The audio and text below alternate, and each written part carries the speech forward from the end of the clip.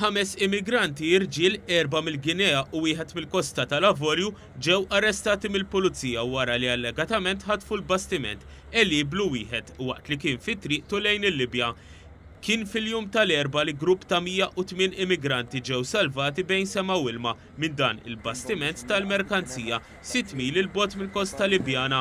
U mifhum li mal l-immigranti intebħu l-bastiment kien se joħodhom lura l-Libja, allegatament 5 immigranti ħadu l-kontroll tal-vapur u ġelu li l-kaptan iddawwar ir-rotta lejn l-Ewropa. Kien fis-sigħat bikrin tal-ħamis filgħodu li l-forzi armati Maltin ħadu l-kontroll tal-bastiment wara li tim ta' soldati mill-Special Operations Unit tal-Armata resqu lejn it-tanker petrol boat dingis u helikopter. Uħud minnhom taw l-assalt u telgħu abbord il-vapur maħtuf u fi ftit ħin ħadu l-kontroll tiegħu. Il-bastiment iddaħħal f'boiler wharf fl-Isla għal ħabta ta' 8:30 ta' filgħodu skortat mill-petrol boats tal-Forzi Armati. Fuq il-post kien hemm il-Kummissarju tal-Pulizija Lawrence Kutajar, uffiċjali għolja tal-Forzi Armati ta' Malta, flimkien ma' membri mid-Dipartiment tal-Protezzjoni Ċivili u paramediċi.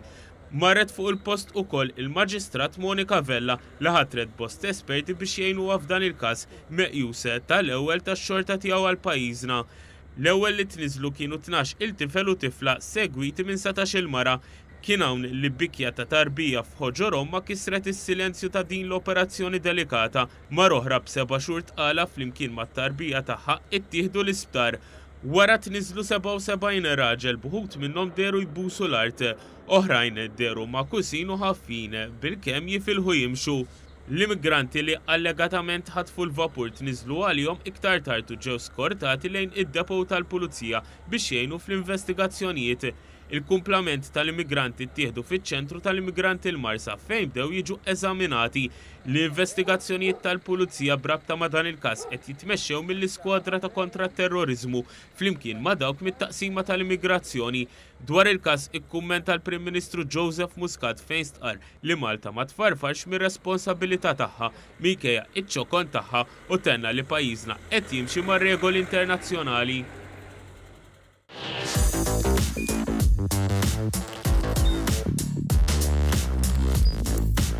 Idħol fuq one.com.mt u hemmhekk tista' tara l-programmi kollha li jxandru fuq One permezz ta' One Play.